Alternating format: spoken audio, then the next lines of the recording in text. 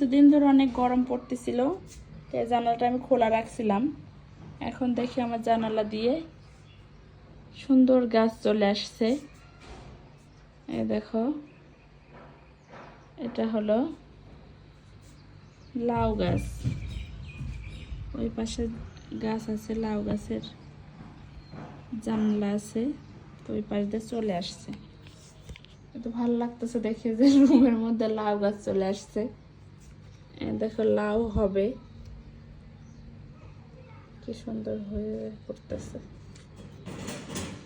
তো আজকে ঈদ উপলক্ষে বাড়িতে চলে যাব, তো এটা বাইরে বের করে দিতে হবে, নাইলে পারে এর জানালাটা তো বন্ধ করে রেখে যাব। ঈদ উপলক্ষে যেহেতু বাসায় চলে যাব, এই জন্য এটা বন্ধ করে রেখে যাব। এটা যদি বন্ধ করে না রাখা যায়, তাহলে আমার রুমের মধ্যে লাউ হয়ে থাকে।